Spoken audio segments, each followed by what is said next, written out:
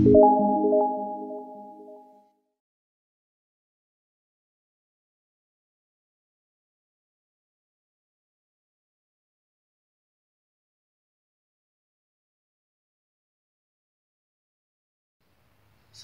ме, құрметті студенттер.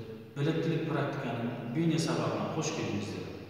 Бүгінгі тақырыбымыз оталдыру жүйесі және оталдыру шамын тексеру, ақау болған жағдайда оны ауыстыру. Бүгінгі сабағымызды жалғастырсақ. Оталдыру шамын тексеру үшін оны алдын ала ашып аламыз. Ашу үшін бізге арнайы трешетка қажет, қосымша жалғастырғыш қажет, 21 көлемінде кілт қажет. Свеча оталдыру шамын ауыстырар кезде электропроводын аламыз и бұны солға қарай бұраймыз.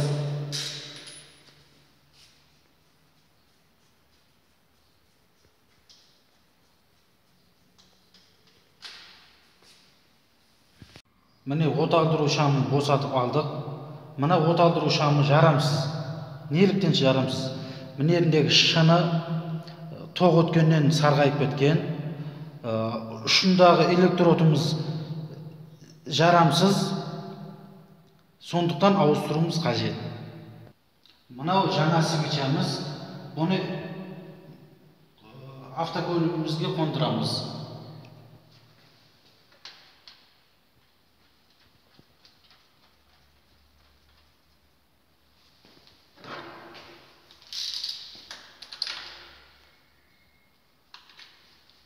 Электропроводын қосамыз. Енді автокөлікті оталдырып тексеріп көреміз. Автокөліктің қозғалтқышын оталдыру шамын ауыстырдық. Енді қозғалтқышымызды оталдырып қоямыз.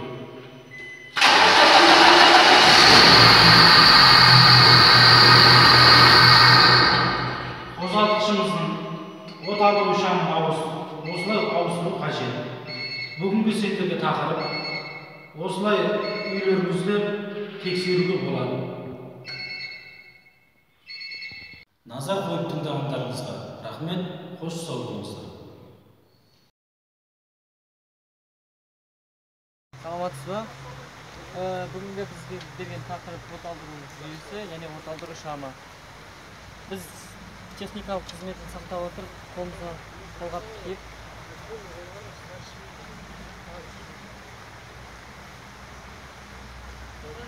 арнайы күштерді алып,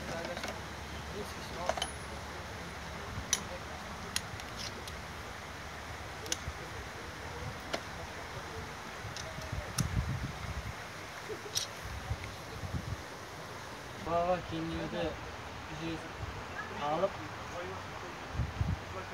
оталдырғыш шамын шешеміз.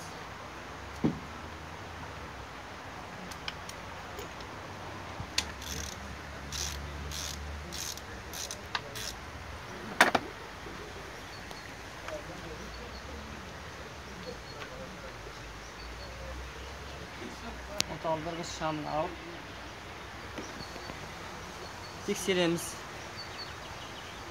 Оталдырғыш шамында қара болып тұрса, бұл жарамайтын.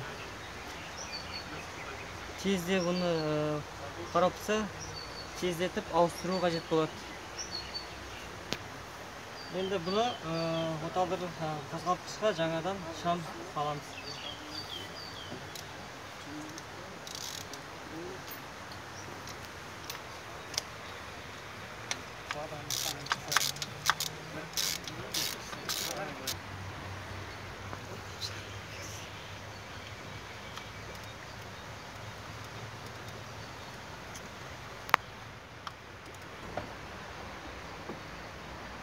Осылайша біз автокөліктің оталдырғыш шамын ауыстырдық.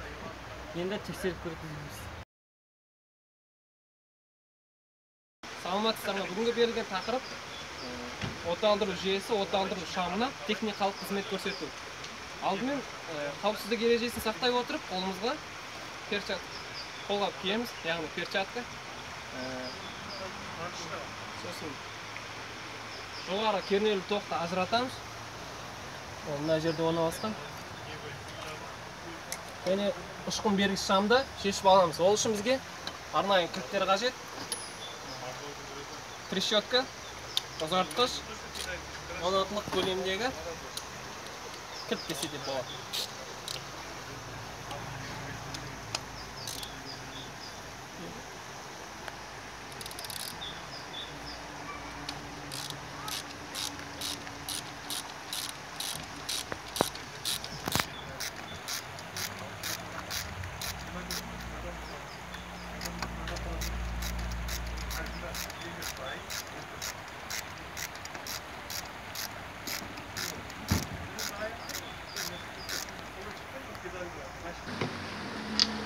Біз осылай шығарып аламыз.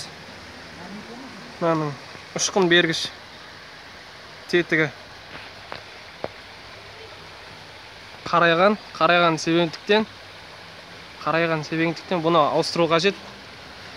Бұны ауыстырып тұру уақыты 50 мың, 60 мың шақырымнан кейін ауыстырып тұру қажет.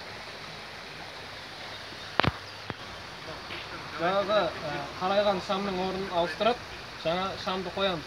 Сосын оны оталдыру двигателіне саламыз.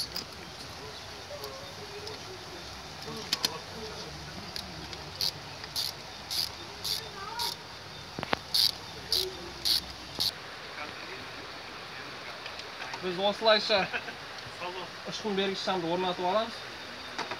Сосын жоғары кернеулі тоқты орнына бекітеміз. Осылайша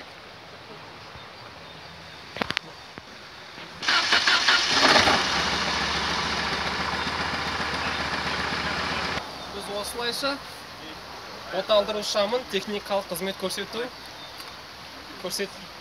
сіздерге көрсеттім десе де болады.